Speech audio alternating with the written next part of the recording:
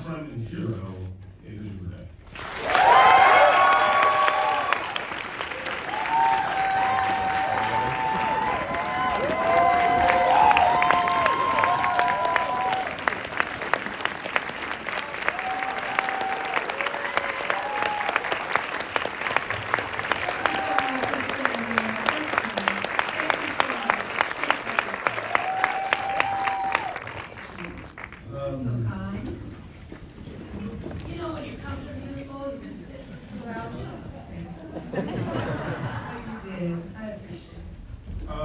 I'm gonna start by being a little bit gauche. I can't see everybody, but just by a show of hands, who thought this movie was rather incredible? That's good.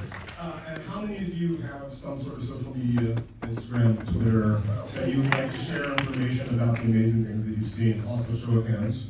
A few less of you, congratulations on being functional. Those of you who don't have social media. Those of you who do, this is an important moment, chronologically, Hollywood-wise. I decided to invert if you see something, say something, to not be quite so like police statey.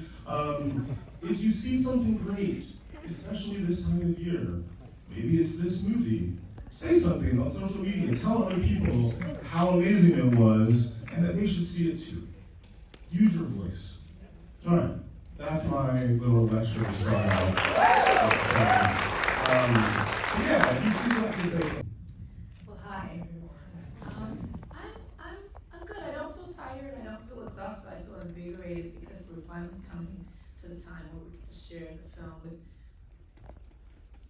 real people, not industry people. You know what I mean? Not that industry people aren't real people, but in the industry context of where you're sharing the film for judgment, and you're sharing this film for commerce, and you're sharing the film for consideration, and all of those things that we've been doing since we debuted at Venice.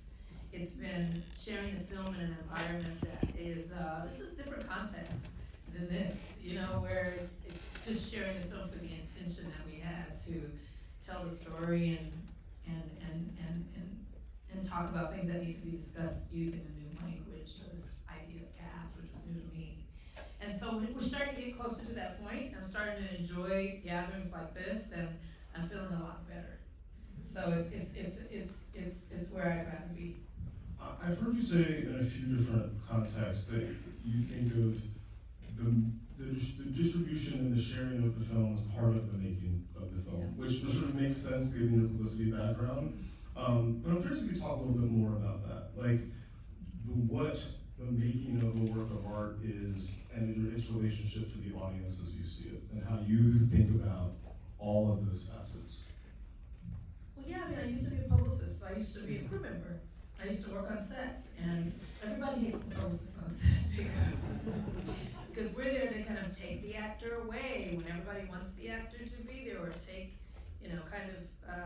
we're bringing press on set. Everyone feels, nervous when press are on set, so they don't never like to see us coming. But I used to love to be on set. I was a unit publicist, so I would, bring press to set, and I also was a film publicist, so I didn't work on people. I worked on movies.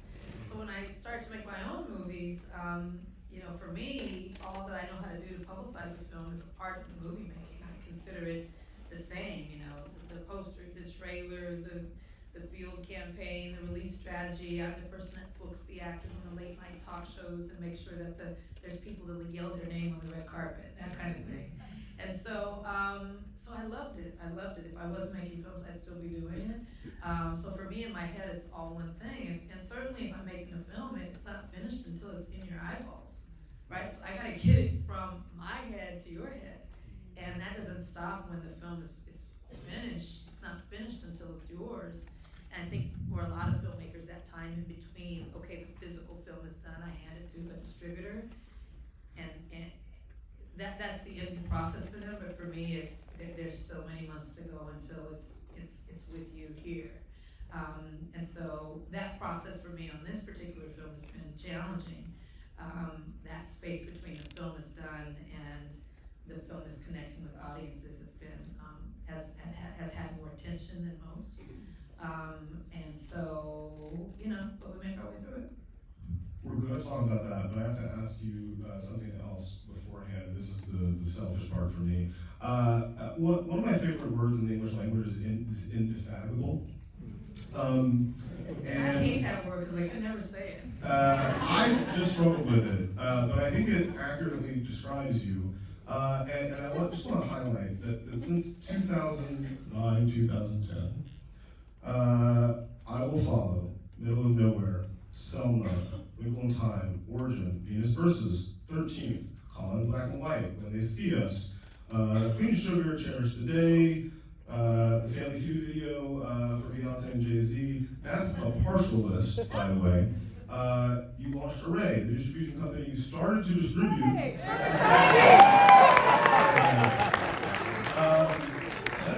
That was great.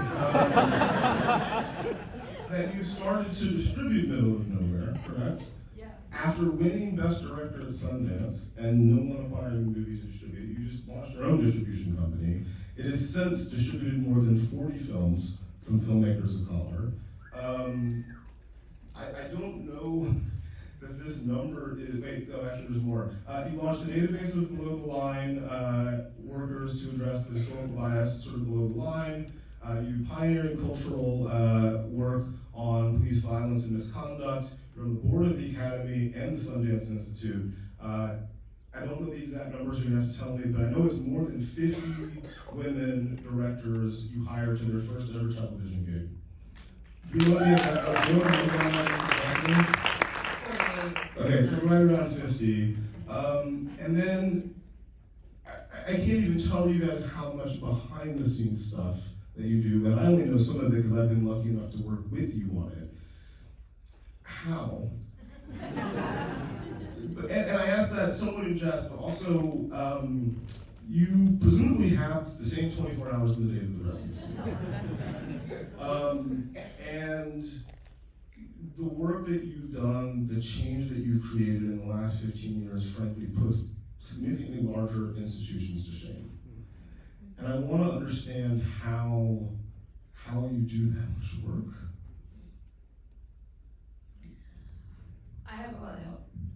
And I think that, you know, as a director, I've learned to be able to communicate my vision. You know, and a vision is not, you know, I remember in A Wrinkle in Time, there was a whole thing online. People were upset because Disney used the word visionary director. People were like, she's not visionary.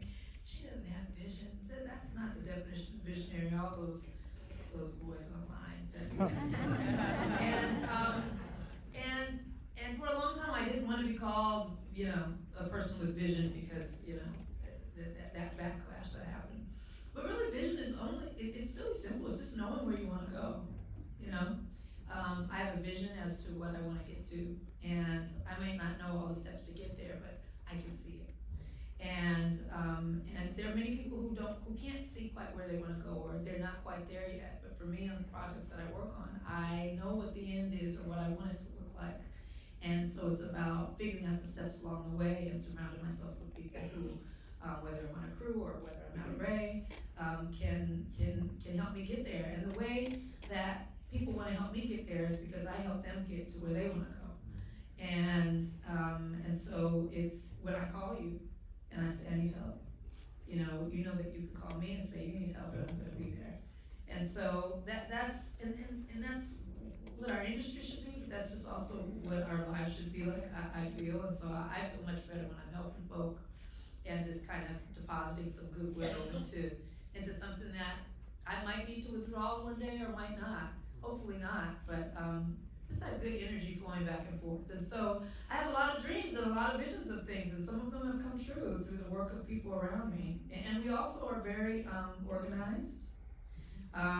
We write things down. Now we're getting to it. We're talking to-do lists. Are there apps involved? Like what? How is this possible? We make plans and we follow them. You know, I mean, we try to organize ourselves, and you know, we do the work. I think people like to get on a moving train. People appreciate momentum. People appreciate positivity. People appreciate a direction and a place to go. I can't provide everything, but those are the things that I can provide, and I've gotten some people around me who like that vibe, so that's what we do. I think, with this film, it was really, and my DP Matt Lloyd's here, it was really about just this ragtag tribe of folk who wanted to tell this particular story, who wanted to talk about things unspoken, and who wanted a new language. When I say new language, the word cats was not one that I even considered outside of something in India. I mean, that's how rudimentary my understanding of it was. And so to read that book and to contextualize it, in the present day, within my own life, my own working practice, and my own relationships, let alone my history as an American, as a woman, as a Black woman, it was a revelatory thing for me. And then to try to figure out how to make that book accessible. In order to do that and have the vision to do that, it's an idea, but it's nothing without, all those people in that scroll who said, we're here to help. I'm glad you mentioned vision, because that sort of leads me to my next question about how you adapted this book. Because I believe I either texted or emailed you, I can't find it. It basically be like, this book is unadaptable, what the hell are you doing? And I'm not the only one that did. I've had multiple conversations with people who sent similar texts and emails, but clearly you had a vision for How it. many people read the book? Anyone know the book? A few people. Yeah, you should do that. It's a pretty dense book. It's about almost 500 pages. Yeah. It's mostly facts. It's an anthropological thesis. So Yeah, it's an academic thesis. Yeah. Incredible, but that's what it is. Yeah, it's got some stories in it here or there, some characters, some little pods of things, but more anecdotal, not a plot-driven beginning, middle, and end with a character that drives you through. And so that was the piece of the puzzle for me that unlocked it. I knew I wanted to make the book into a movie because there were so many good pearls of wisdom in there that I wanted people to know, and I wanted it to be accessible. Similar to what I read, I was reading some material around mass incarceration and prison industrial complex and criminalization, and then I made 13. I was just reading stuff, and I was like, people should know this. It was the same thing with this.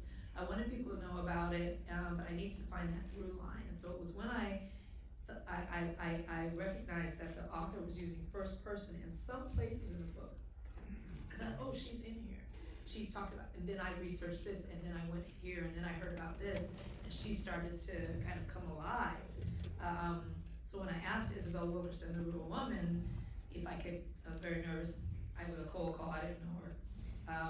And I asked her if I could adapt her book. I think the agents had kind of primed her. And I'm gonna call about adapting the book. So that part of the conversation went well.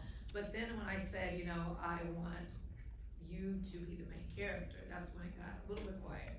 And but she very, very quickly was on board. Because I think she felt that was, as a storyteller, my way in, and then I felt I was so passionate about it, like I can do this, like I see it, so give me the ball and let me take it. And that's what she did. She very graciously told me the stories of her personal life and her family, and then really just took her hands off the wheel and let us tell the story. So the personal tragedy that she went through, you were not aware of that when you sort of came up with this basic through line and telling the movie through her story. She had written on a couple of Facebook posts about the passing of her husband and her mother. So as I was preparing for the call, because I told you I'm very organized. This is what I'm talking about. As I was preparing for the call, I had read these Facebook posts that she had made about her husband and her father and her mother. So I knew that she had some loss. Marion is nowhere in the book, is nowhere. She's not posted about. She was in the personal stories that she told me about this cousin that she had. And literally, as soon as she started telling me about the cousin, I thought of Niecy Nash. Because Niecy Nash is one of my best friends in real life.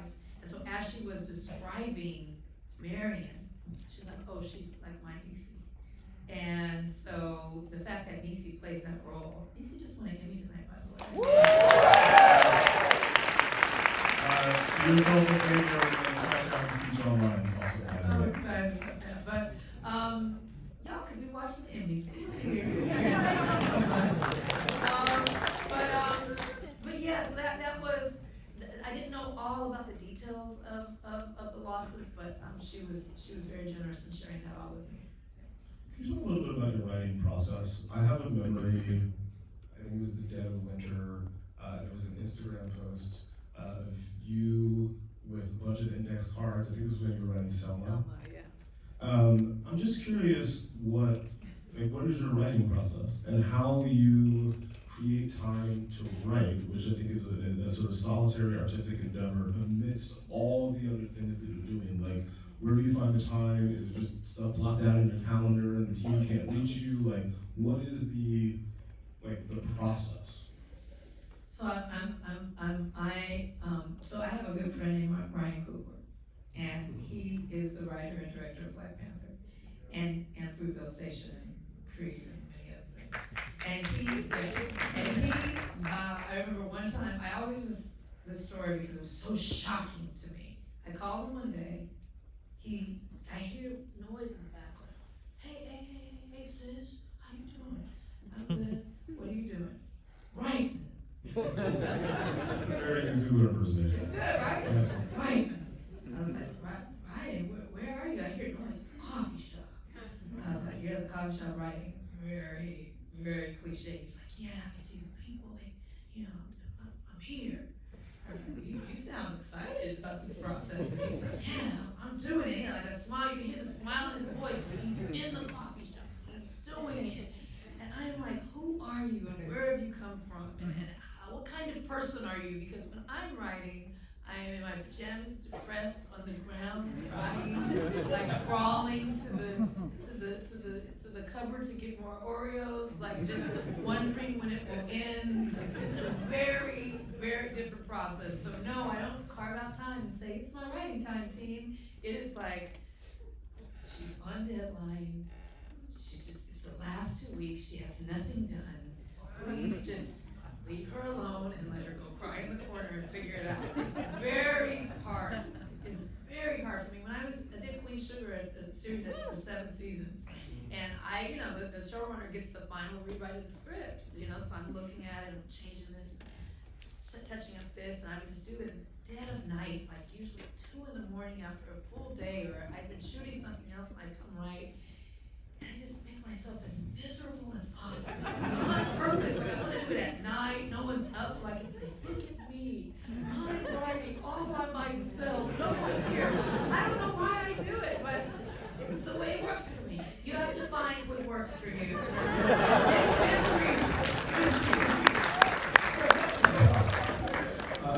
I actually have a relevant memory along these lines. There was a Sundance one year where you threw a party at your condo, and around 1 a.m., we all sort of got the message that it was time to go. And I think I started giving you I was like, oh, you got a better invitation. You were like, I'm on deadline. I have to write now. Yeah, I was just like, it's 1 a.m. What are you talking about? Leave the party and let everyone know I've got to go right now. No, you were very strict about me not telling people that, but sorry. I want to talk a little bit about this sort of lead in, but this is 9 years since Selma came out?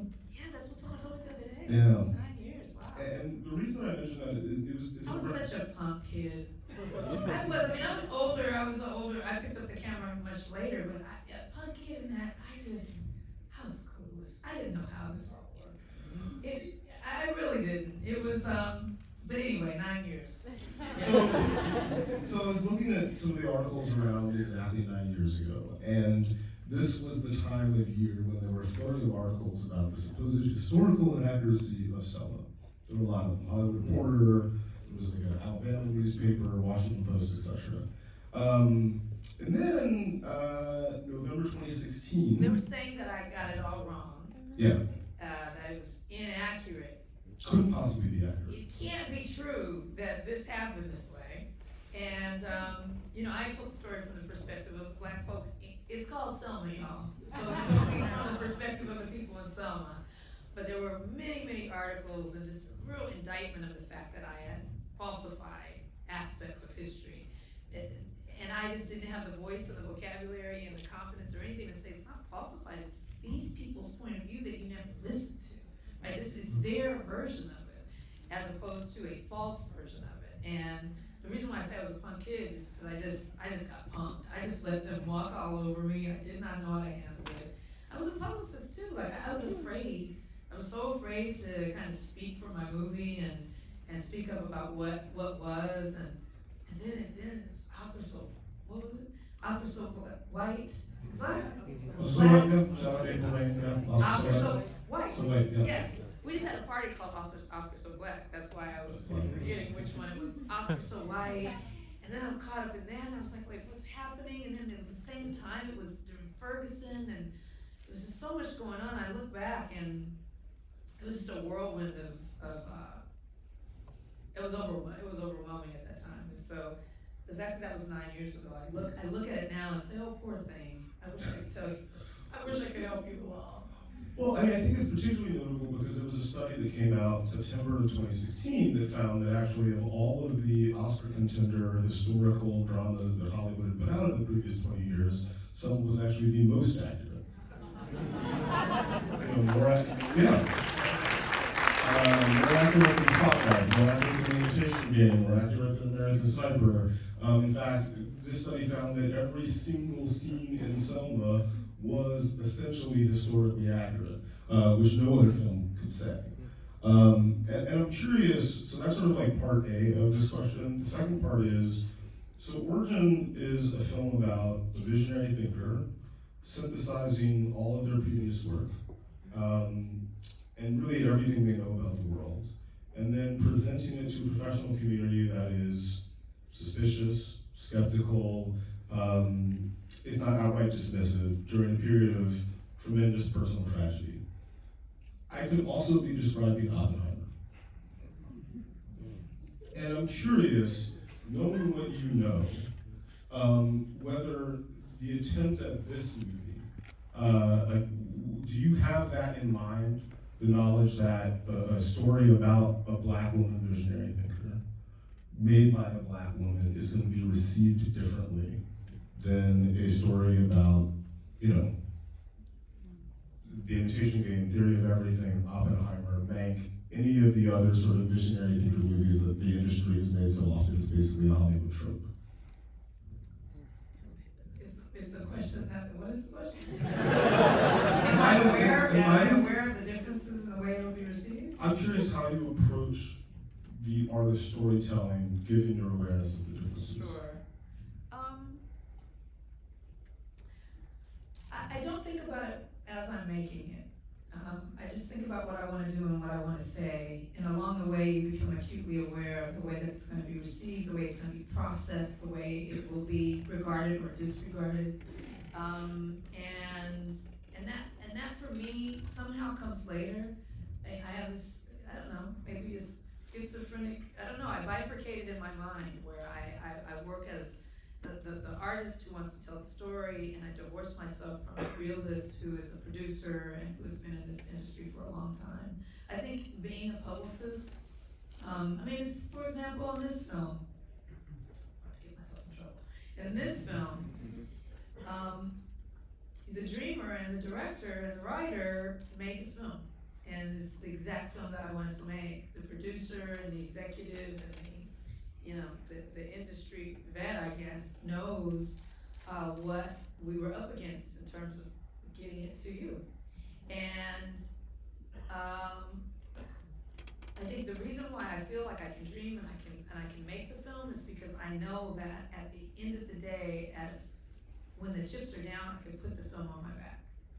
You know what I mean? I know I can carry it over some finish line. It may not be Nolan's finish line, it may not be whoever else's finish line, but I know that I can get on a talk show, I know I can do a podcast, I know I can book myself, I know I can cut clips, I know I can take those reels and take that film and take it city by city if I need to. I'm not above it, I love it, I will find a way to get this film to people. And that's what it's been like the last 2 months on this. Well, I think it was more than the last 2 months, because you did not get this financed through the traditional system. Yeah, that's the dreamer making it part, right? Like I wanted to be free to be able to cast Angelou Ellis Taylor to do that incredible work, and she She doesn't have an Instagram, and she doesn't have a Q score. So when it goes through casting at the streamer or the whatever, and they're looking at who is this person and how's she going to add up to a certain amount of views or dollars or whatever the assessments are that come back to directors when we propose people for movies, right? So you submit the people that you like to the casting or to the executive, and they come back with a, maybe, let's keep looking. Like, it is a process, and there's a certain quantification of an actor's worth or value against any given budget. So the independence of raising the budget, raising the money, casting who I wanted, shooting this in 37 days on 3 continents independently out of my own small company. All of those things are things I can do and things that I can control. Even getting that money together, I can do it. What I can't control is the kind of the Hollywood industrial complex. You know what I mean? Like all of that piece of it.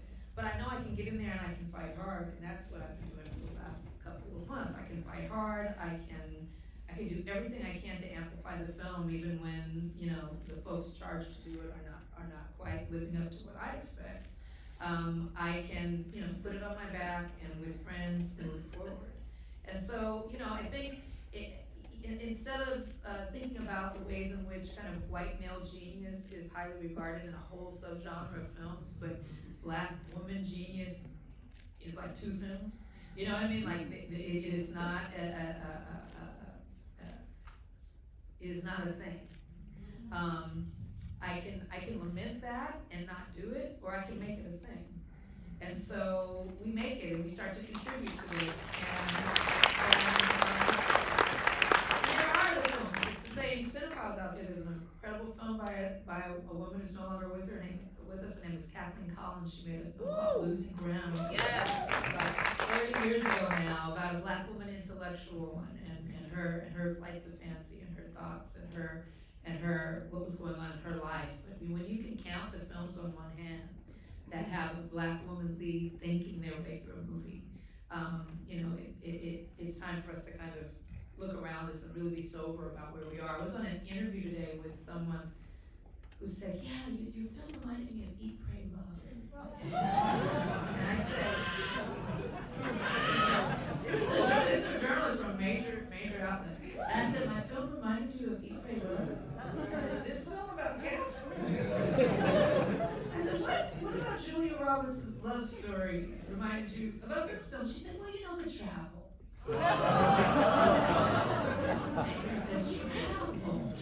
I said, it's interesting. I said, we have so few images of women out in the world autonomously moving about freely and independently on their own, that your mind only can connect it to the 1 or 2 other films you've ever seen with that happening, even though it's a completely different genre.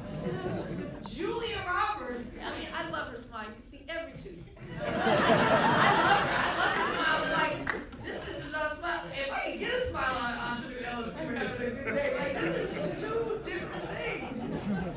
How do you even say it? But it's so few images rendered with women in the lead actually independently even controlling their own movements, and they're the protagonists of a movie, that's just hard to find comparisons and comps. And so the long answer to your question is, I can't think about it.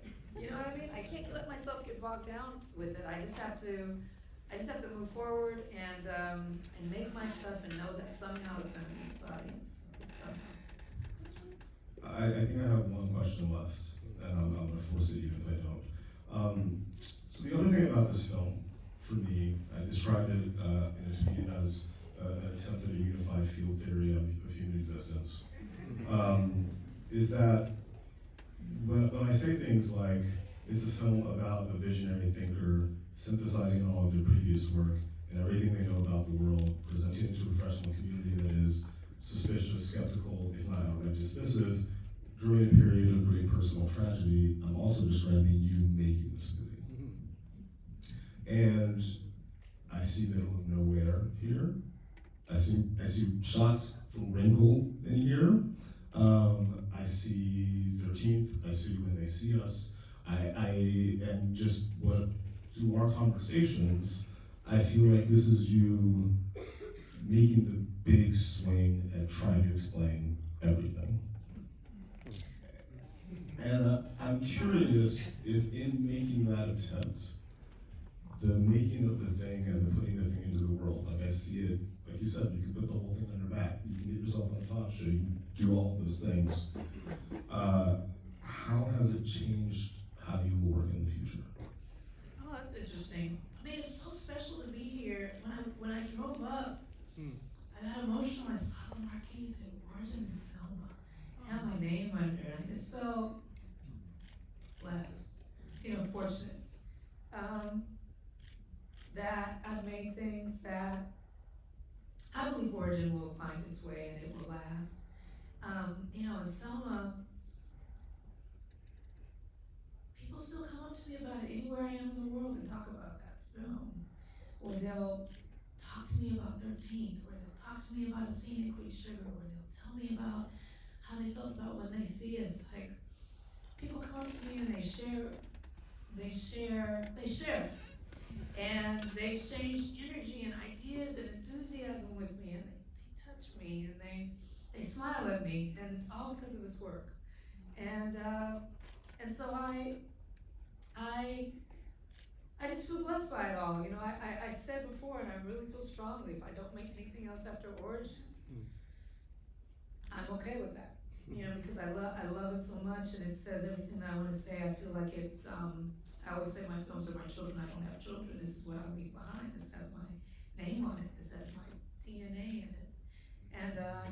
And so to see the marquee when I came, to walk in and see all these people here on Monday night, on Dr. King Day, I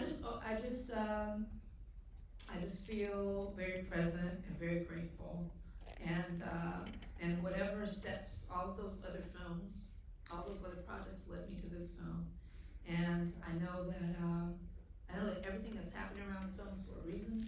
I know that it will find its way. We don't have a streamer. I don't know where it's going to be even playing after the first 2 weeks of being in theaters.